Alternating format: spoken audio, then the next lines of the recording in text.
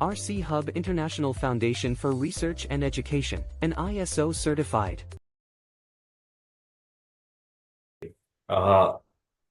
So yesterday we saw how to write an interpretation for simple percentage analysis, descriptive statistics having mean, median, mode, standard deviation, skewness, and kurtosis, and how to write an hypothesis and interpretation for a chi-square statistics.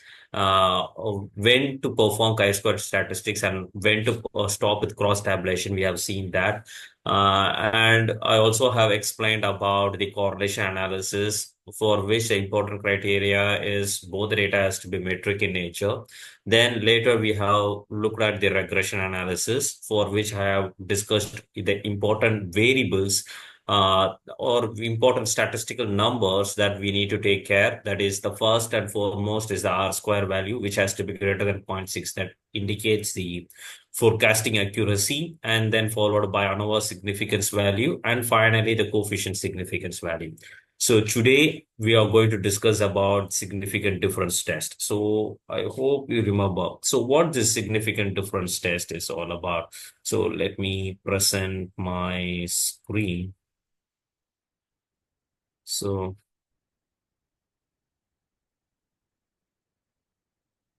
okay, let me present my screen. Is my PPT visible? Okay. So this is the thing. So when it comes to significant difference test, one data has to be categorical in nature and another data has to be metric in nature. Only then we can perform significant difference test.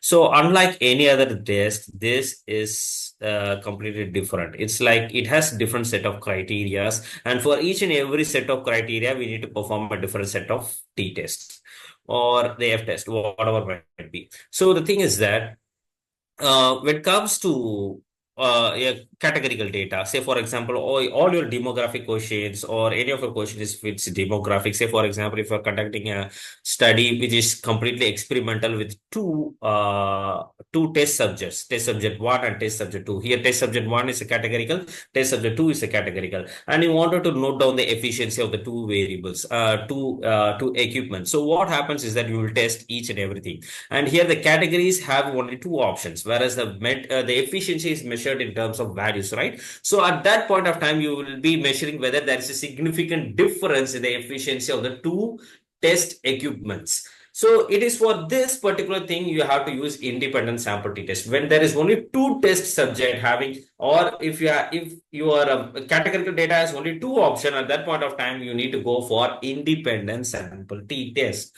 So in case if you have 3 or 4 or 5 test subjects or test equipments and you wanted to measure which among these is have producing maximum efficiency, at that point of time you need to go with ANOVA analysis. So let me repeat, if there is only two test subjects or two categorical data, you need to go on with the independent sample t-test. But in case if there is more than 2 plus options in the categorical data, at that point of time you need to go on with the ANOVA analysis. And as I stated before, one-way ANOVA analysis is generally done for data having a standard value. Say, for example, you are running a service industry, automobile. Say, for example, you are running a Royal Enfield service center, and company have claimed that Royal Enfield 350 Classic will give a mileage of 30 kilometer per liter in a city. So you have 10 vehicles. You are measuring the vehicles of the 10 vehicles, and you found out that the average city mileage of the Royal Enfield Meteor 350 is Classic 350 is found to be 28, which is 2 kilometer per liter less than the company claimed mileage. So the company claimed mileage 30 kilometer per liter is a standard value. So at that point of time only you have to use it's not one way ANOVA, it's one sample t-test. Sorry, one sample t-test. You will be using one sample t-test. So, and in case if you're going to test a subject, the same subject before and after time interval, at that point of time, you will be using paired sample t-test. So let me perform one by one so that you may get things very much clarified. So let me move on to let me present myself.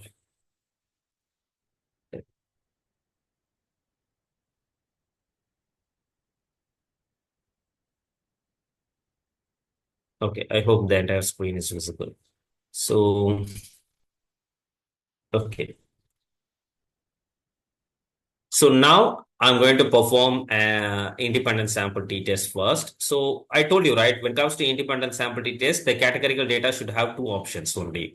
So let me see what are the questions having two options. Yes, gender, it has only two options.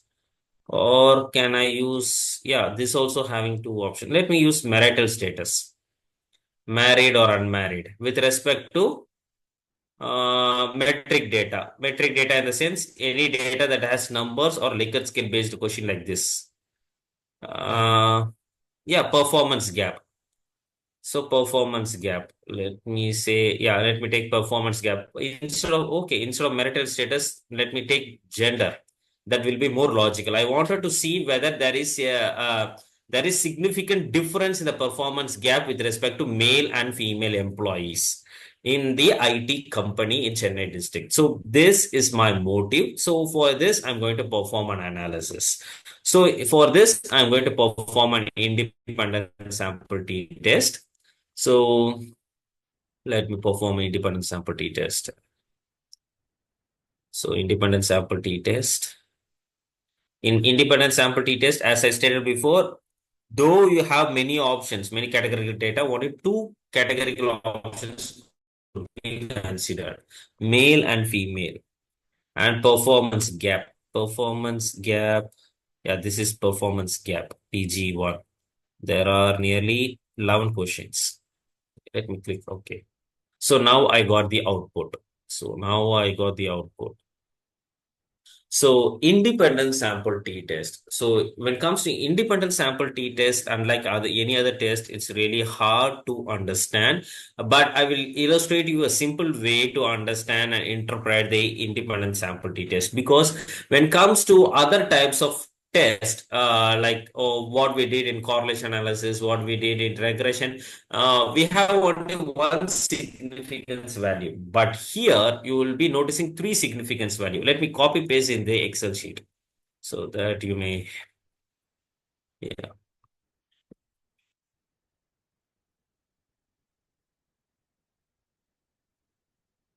okay.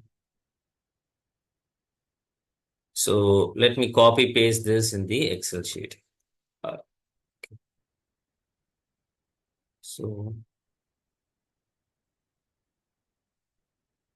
so when we take a close look here, you will be seeing significance value here, one significance value, and two significance value here, two significance value here. So for each and every question you will be having three significance value. Now you may have a question, so whether you are going to generate an independent sample t-test through SPSS or PSPP, or even by the Excel data plugin, data analysis plugin, or even by using the other like Wolfram Alpha, you will be getting the same table.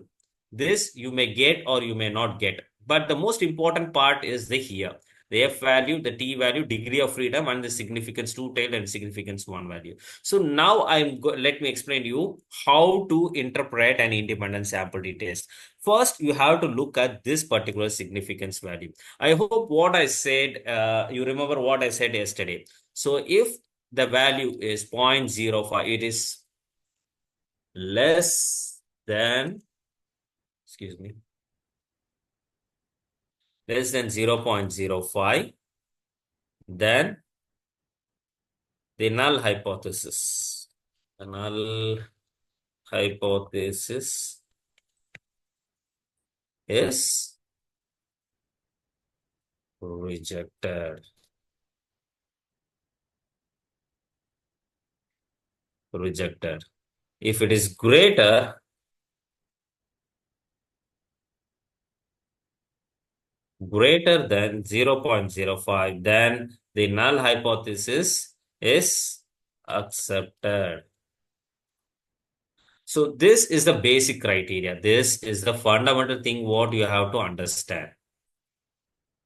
Let me increase the font size. So Forget about this null hypothesis, but this is the criteria. If it is less than 0.05, reject. If it is greater than 0.05, accept. So what you have to do is that if you take a close look here, it is 0.000, which is less than 0.05. So what you have to do is that you have to neglect the significance value that is straight to this. That is straight to this. You have to reject the significance value that is straight to this, because this value is less than 0.05. I told you, right? If it is less than 0.05, reject it. So you are going to reject this 0.05. So you're going to accept this 0.005. So this is a actual significance value. So this is how you have to interpret. Say for example, this is 0.009. Say for example, this is 0.09. Say for example, this is 0.09. So this is 0.05, it is greater than 0.05, which means we need to accept the significance value, which is straight to this.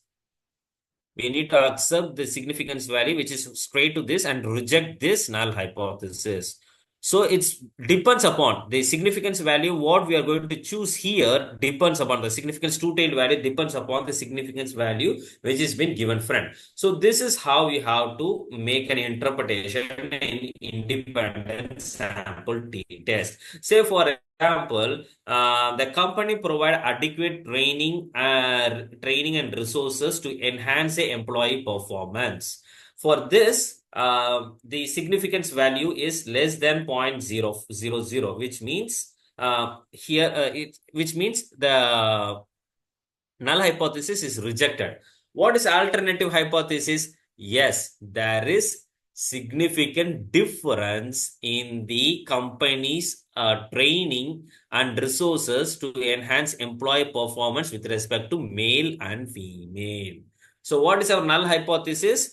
There is no significant difference in the training and resources provided to enhance employee performance for male and female candidates. But here the significance value is less than 0.05. So we can say that even in the IT company, there is training and resources. The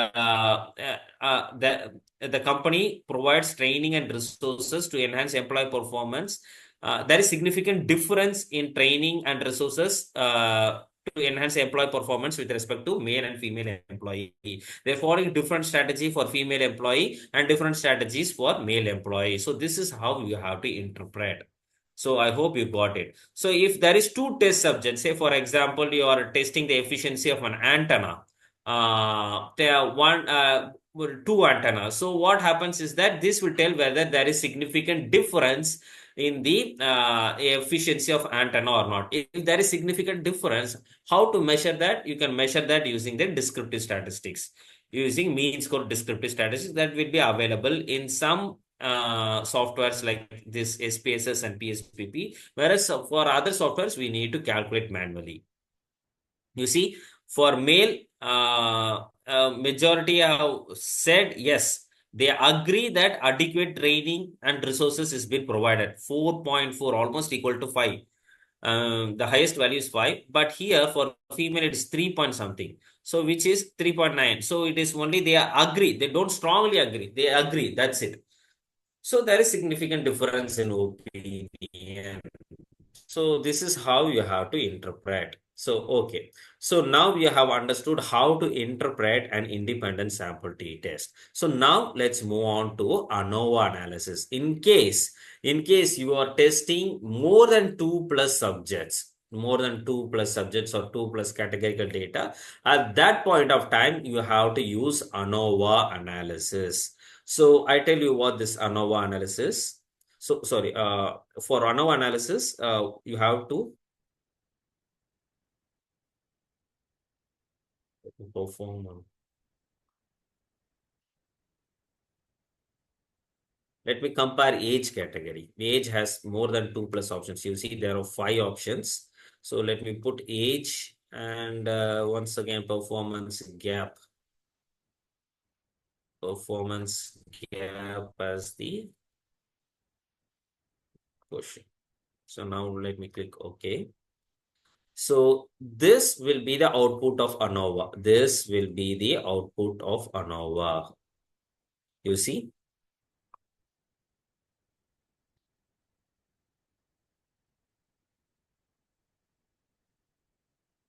So in ANOVA also, you'll be getting the following table. So in ANOVA, there will be only one significance value. Here, the significance value is less than 0.05. If it is less than 0.05, what it is, we have to reject the null hypothesis. We have to reject the null hypothesis. What is null hypothesis? There is no significant difference. Null means always no. There is no significant difference in the training and resources provided to enhance the employee performance with respect to age category. But the significance value is less than 0.05, which means we have to reject the null hypothesis. So what is our alternate hypothesis? There is significant difference in the level of training and resources provided in the IT company to enhance employee performance with respect to age categories. So with respect to various age categories, the training differs in IT industry. So this is how we have to interpret. So this is how we have to interpret. So now we have seen how to interpret an independent sample t-test, how you'll be getting the output table for independent sample t-test, and how you will be getting the output for ANOVA. So now let me explain you, let me provide you an example for, yeah, let me open a new data set. Say, for example, you are in a service showroom, say Royal Enfield service showroom, and we have classic 350 bike, right? So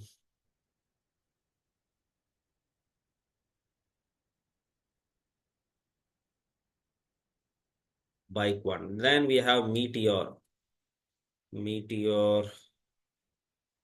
350 bike.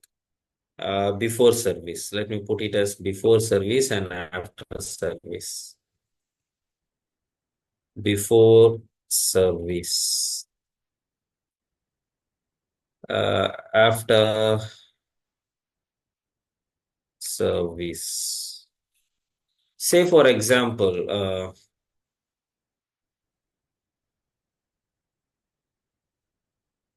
A1, A2.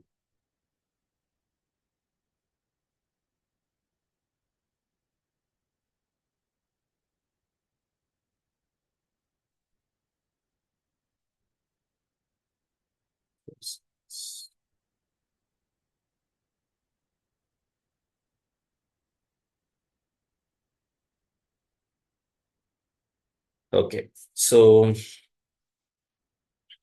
we have two bikes. One is classic and another is Meteor 350. So I wanted to know after service. I'm providing service, right? So taking this into account, I wanted to know whether I'm giving a good service or what. I wanted to know after my service, after me giving the service to the particular bike, is the mileage of the bike is increasing or what? So that's what I wanted to know. So to do that, let me put the value. Say, for example, I have 10 bikes. First bike is giving a mileage of 28. The second mileage is giving of 24, 22, and 30, 32, 27, 28, 26, 21, 24. Okay. So this Meteor 350 is giving a mileage of 30, 24, 5, 6, 27, 28. My God.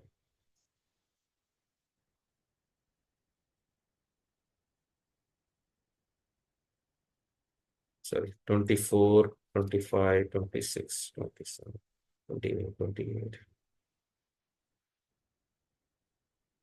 Okay. So after the service, let the bike giving a mileage of 30, 30, 31, 32, 32, 31, 29, 29, 31, 34, 29. This is giving 32, 31, 31.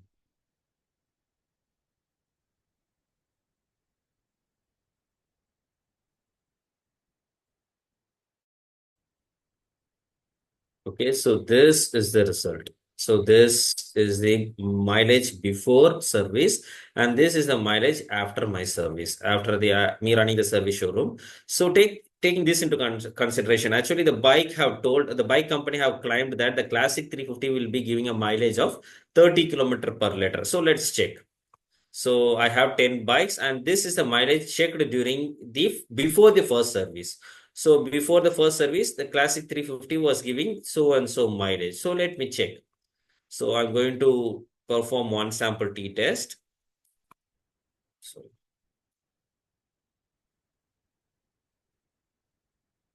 yeah. So one sample t test, you see this test value or the standard value. So for one sample t test is, or you need to have a standard value. Say for example, if you're running you wanted to check the measure the tire gripness. You will be having a standard value. So, for example, the friction value should be greater than 20 to 20. It should be between 24 to 28. So, the standard values mostly relies on 26 and 27. So, what they do is that they put that as a standard value. So here we have the company have claimed a mileage of 30 kilometer per liter. So let's check. So when we check, so this is how you will be getting one sample t-test output value. So this will be the output. You see that mean value on an average, the mileage of Classic 350 for 10 bikes, what we have received is 26.2 kilometer per liter, which means at 5% confidence interval, it's not a big deal. Actually, it's almost close only. Let's see the significance value. Yeah, you see, the significance value is less than 0.05 only. Yeah, so there is significant difference. Let me copy paste. So when you perform one sample t yeah, when you perform one sample t-test, so this is how we getting the output. The first and foremost, what you have to look at the value you need to look at is the mean and the standard value. We know the test value, obviously. So then the significance value. So all these four value has to be looked upon. And the most important is this one and this one. So if you take a close look here, the value is less than 0.05, which means reject the null hypothesis. Reject the null hypothesis, which means there is significant difference in the mileage claimed by the company and the mileage obtained by the 10 vehicles that has been tested. The 10 vehicles tested have given a mileage of 26.2 kilometer per liter, whereas the mileage claimed by the bike company was 30 kilometer per liter, which means there is significant difference in the mileage. So this is how you have to interpret. So what will be the hypothesis? There is no significant difference in the mileage obtained by the test subject vehicles and the company claimed mileage. So here we have to write that there is significant difference because it's the value is less than 0.05, right? So there is significant difference in the mileage claimed by the company and from the mileage derived from the test vehicles. So this is how you have to write an interpretation for one sample t-test. So you see there is different set of criteria. If there is only two categorical data, you need to go on with independent sample t-test. If there is more than more than 2 plus categorical data, you need to go on with ANOVA.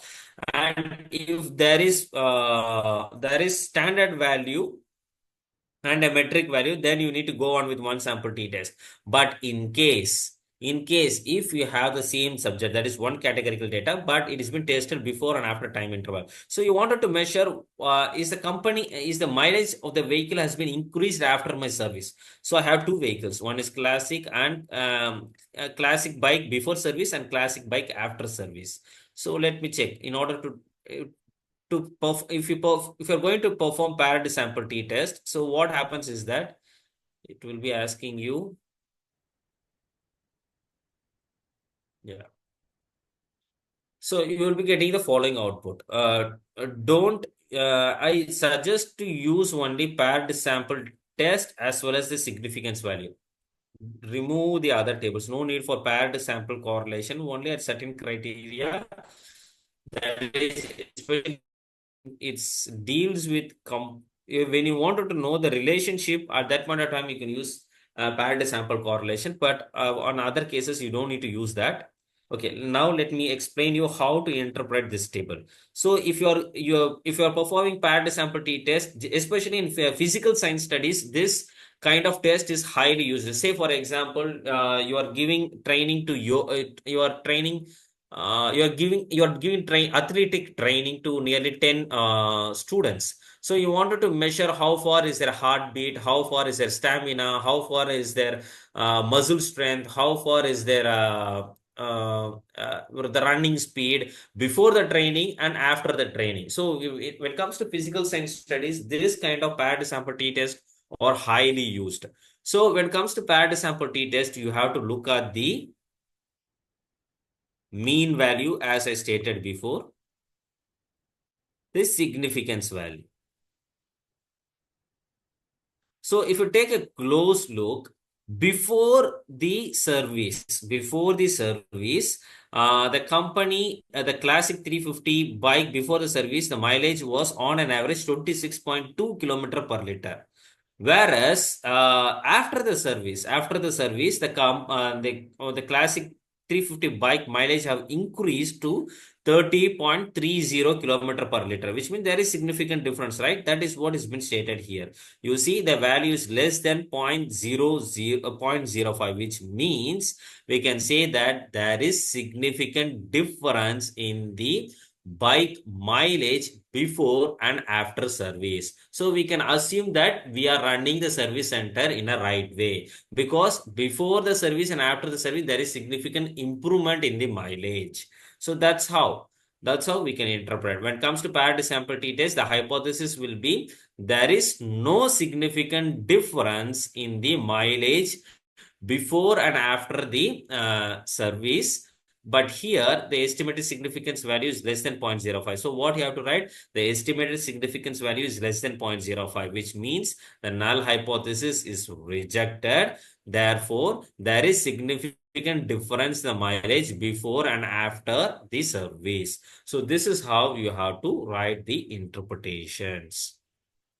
So there are other some non-parametric tests which I'm not going to touch upon, because that are completely the thing is that the tabulation is almost same, but you will be using those kind of tests only for the very less sample, say less than 30 or 60.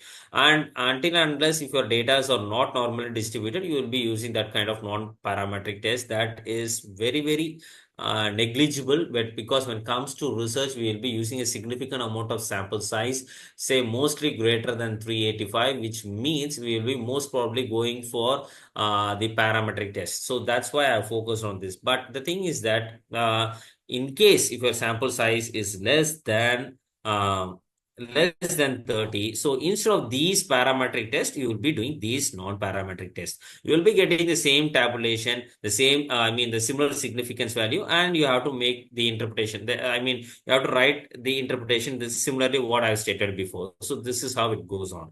So if you understood this particular table, you will obviously land up in understanding what kind of statistical tool you need to employ for your own analysis, whether you are from an engineering background or computer background, or even from the management, social science or physical science or any such background. So the thing is that if you understand this, obviously, it's because even in MCA right now, the sentimental analysis is a hot topic for which you need to convert your reviews into a Likert scale based options from which you need to make an analysis. So all these for all this, it's not the algorithm it's not the algorithm that is very important. Apart from algorithm, the statistical tool has to be employed to eventually give an evidence that yes, this is true to this much extent, that is at 95% confidence interval.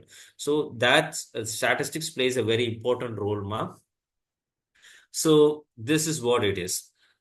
So moving on to the next important topic, that is, yeah, this I think I have explained. So things to remember when you are writing thesis or article.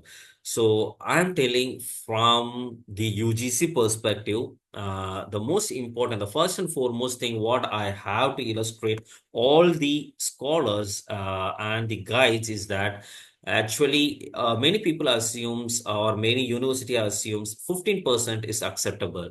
But the thing is that it is thesis or article, it should be less than 10%.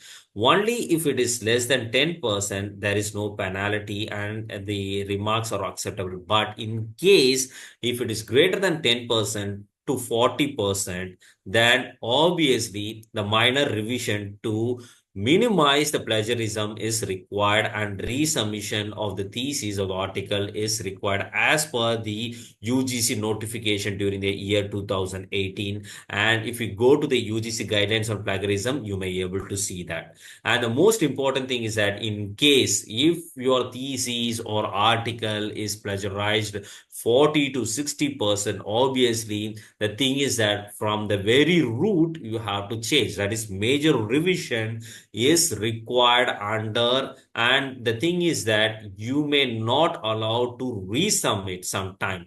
The suspension of registration and withdrawal of manuscript will happen eventually if it is greater than 40, it between 40 to 60%. And if it is greater than 60%, obviously your entire thesis or the PhD registration will be completely cancelled. And even the guide who have from whom the scholar have been done this will the guideship will be also be eventually suspended for a particular period of time in case the university doesn't forbid the particular professor.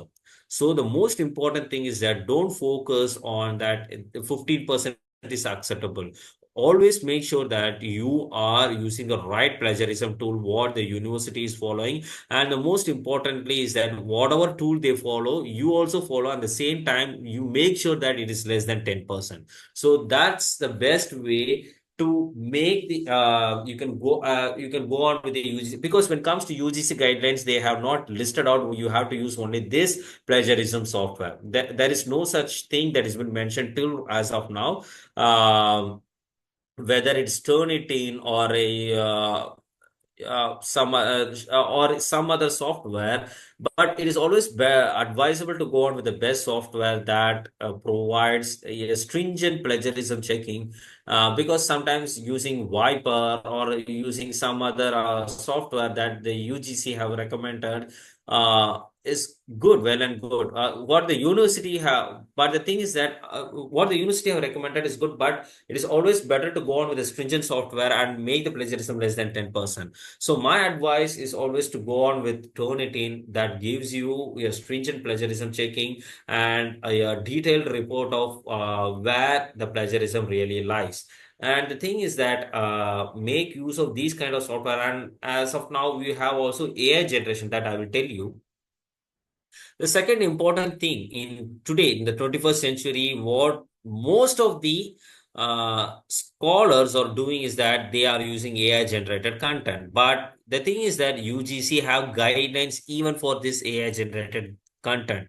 See, if you go to the UGC circular, which was published during the December 2020, 2023 regarding the AI usage. They have illustrated that you can use AI tools only to enhance your language enhancement or check the grammar and make the grammar correction.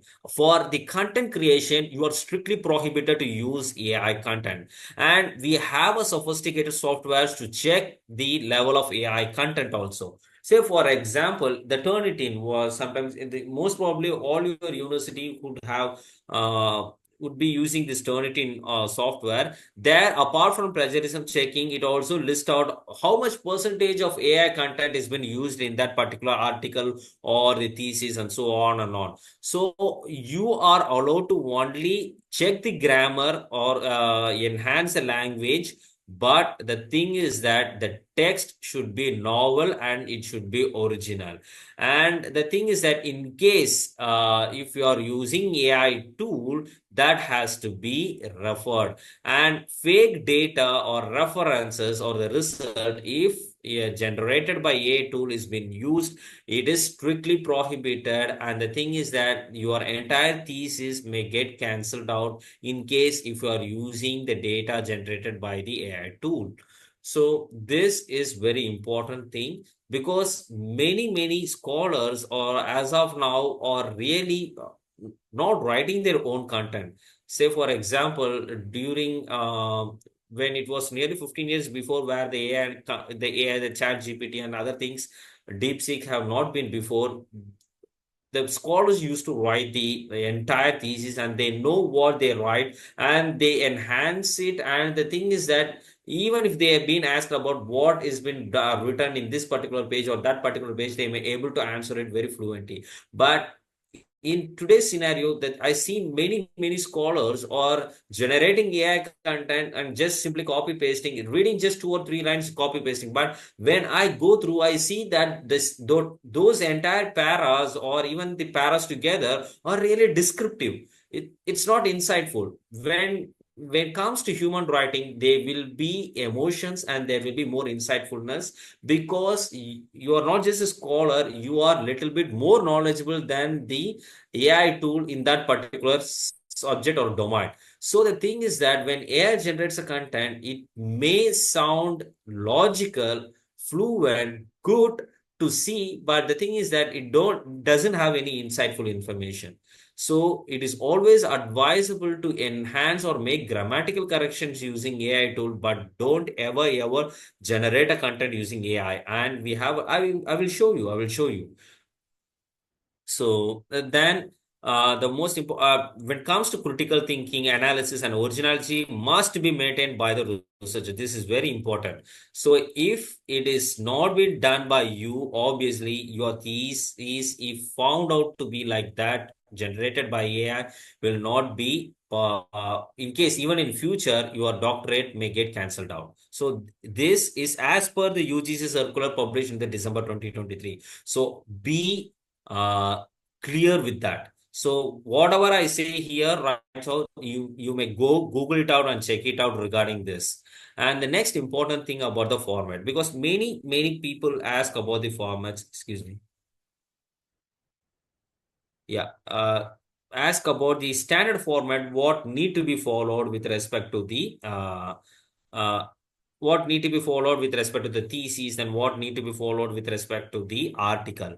So I tell you, actually, this is what is being stated by the UGC themselves. Actually, there is a general structure to write the UGC with respect for writing a thesis and article. So this is a standard protocol. Say, for example, the first page should be your title page and followed by certificate and declaration stating that it's original, it is anti-plagiarized, and the content, everything is being originally collected and analyzed by the researcher. And then followed by there should be abstract with keywords, and then the table of content, followed by the list of tables and figures, and then the next is the chapters. It should have introduction. The introduction should have objectives, needs, scope, and hypothesis clearly explained, and followed by the literature review in the next chapter, the research methodology in the next chapter, data analysis and interpretation, And then finally, the finding session conclusion, references in the standard format prescribed by the particular domain or the university. And finally, annexures having the data set or the questionnaire or so on and on. So this is a standard protocol and this is a standard format. You may add chapters, but you cannot omit any of the chapters that has been listed from here to here. Excuse me. Yeah, from listed from here to here. So from introduction to the finding session and conclusion. So yeah, yes, you may add scope for further research. Yes, you may add for study concept. You may add for theory underpinning. But the thing is that you may add the chapter, but you cannot omit any of these chapters that has been illustrated. Similarly, when it comes to research article, there should be a title, abstract between 200 to 250 words with keywords, introduction and background of the study, review of literature, methodology, data analysis and discussions, findings and conclusions, references, and the word count should be generally between 3,000 to 6,000. So these are the general guidelines or general structure that you need to adopt or you need to follow while you write the thesis or the article. So talking about publication, so here comes the major issues. Some universities ask scholars or would pressurize the scholars to publish in Scopus or Web of Science, which may take nearly 1 or 1.5 years. Some because mostly free journals and other journals or what do I say? It's like they are annual publication or just biannual publication, and almost it takes 1 or 1.5 years to get reviewed up. So the thing is that, yeah, but as per UGC guidelines, if you're going to publish an article in UGC care listed journal, that is more than acceptable. That is more than acceptable, and that is predatory. That is mandatory. That is what is the thing when we talk about the government universities, obviously they follow this, but when it comes to private university, it's completely different. There the protocol is different because they follow the autonomous state. They have an autonomous status to follow their own set of rules. But I'm not going on with that, but I'm talking about in general to the government and state owned universities. You can go on with it's not mandatory you need to publish in Scopus or Web of Science. You can publish in the UGC Care List journal. And the most important thing is that follow the ethical standard while you make citations and authorship and data usage. That's very important. So, so, so now let me give you some of the in case if you are misusing the AI or making plagiarism, obviously, whether it's thesis or article, it may go for rejection. And there is even a possibility of cancellation of the registration or the degree itself, blacklisting from the UGC or the academic institution itself. Say, for example, it happened. I don't want to mention the university. It's a central university, very popular university in Tamil Nadu.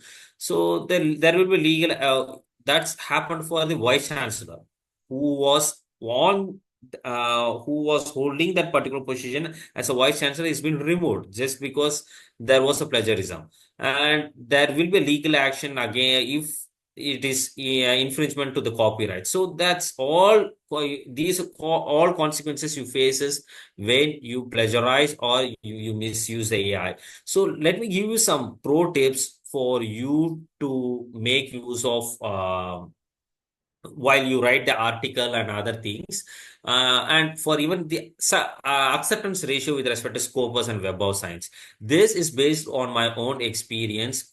First and foremost is that use the powerful plagiarism checking software. Even if Turnitin is always best because it always generate AI generated content as well as the plagiarism content.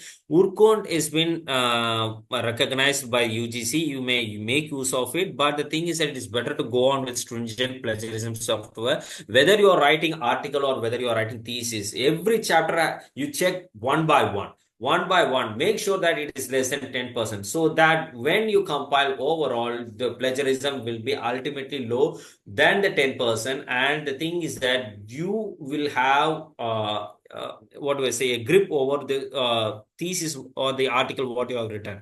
And always keep record on AI tool usage. The thing is that don't generate the content using ChatGPT. You may use AI to enhance the language or make a grammatical correction.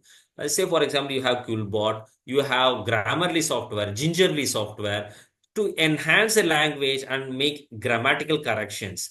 Whereas if you are going to use ChatGPT or DeepSeek to generate a content, obviously that will be shown by the software. In today's scenario, we have numerous software to check the AI content, and you know it or what, all the university are right now checking how much percentage of AI content is been there with respect to each and every thesis and article that is been given.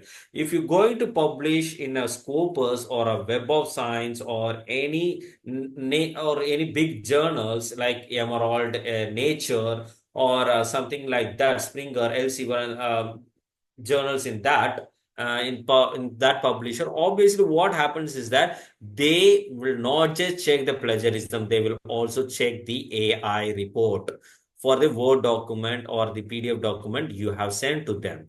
So when the AI tool usage is been found to be more than 20%, your AI content is found to be more than 20%, your article will be rejected.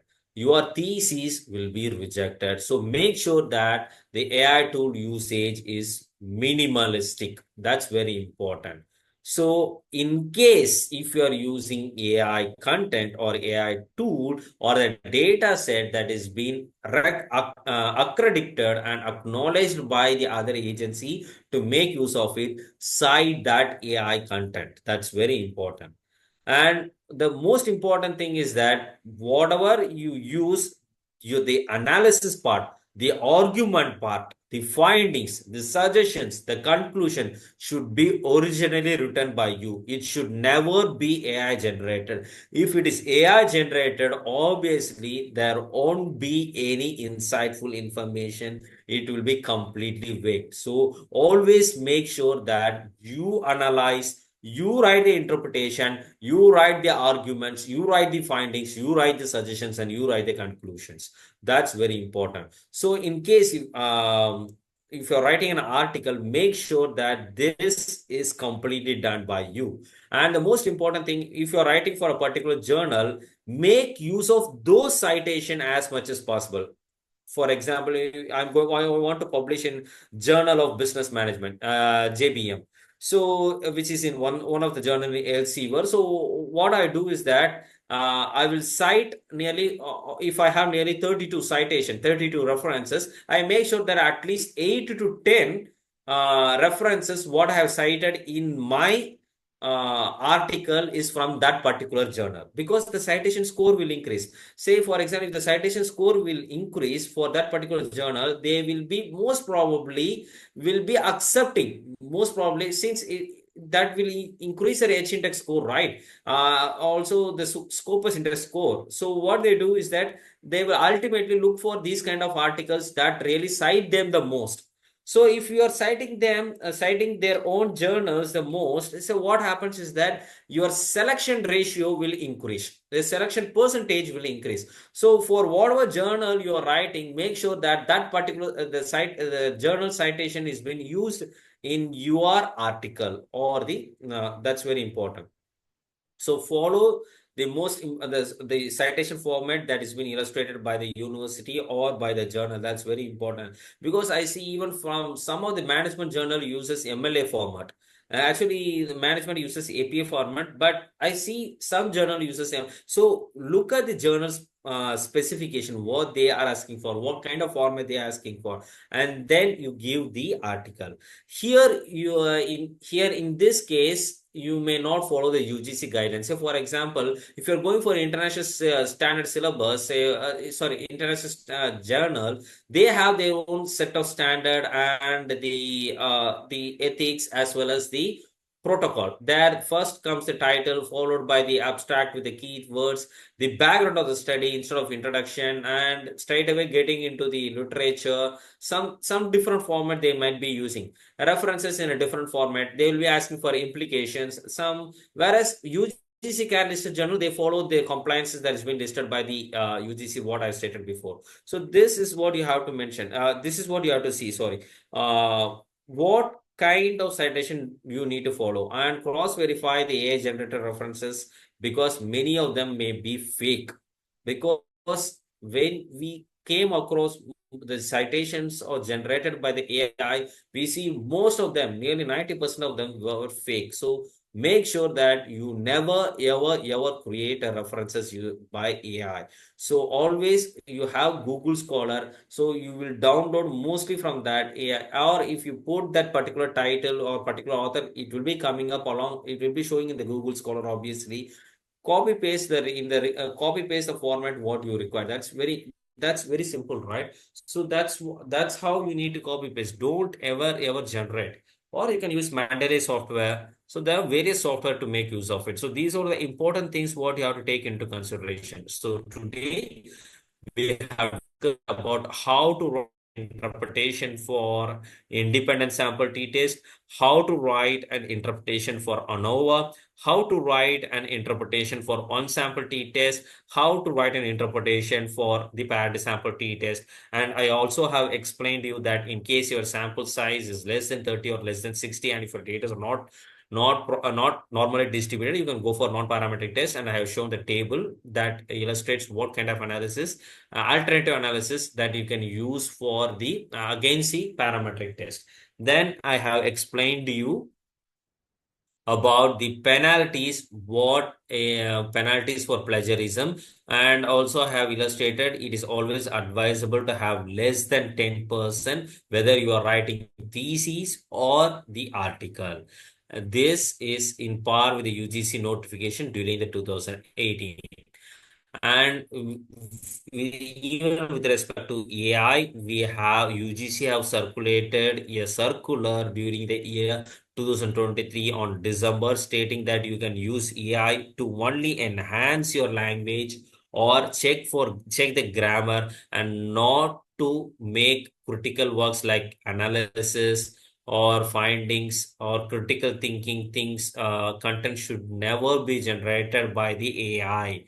So the most important, and the fake references should never be generated by the AI. So these are the important things. These are completely prohibited. And I also have illustrated about the formats of the thesis and research article that has been prescribed by the UGC. And about the UGC CAT journal publishing. And I also told about the consequences of using of plagiarism, AI misuse, and finally the tips to make your article get selected even in Scopus or Web of Science. So is everything clear in today's session, ma? So do you have any doubts?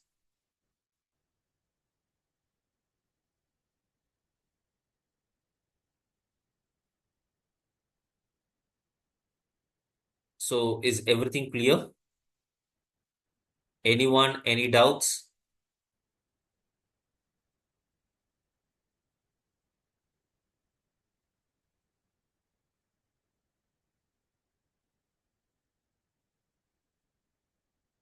Okay, then, well and good. So can we wind up? Is everything clear?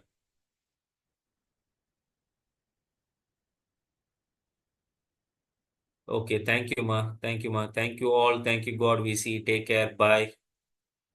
Contact RCHUB International Foundation for Research and Education. WhatsApp 9888 231 231.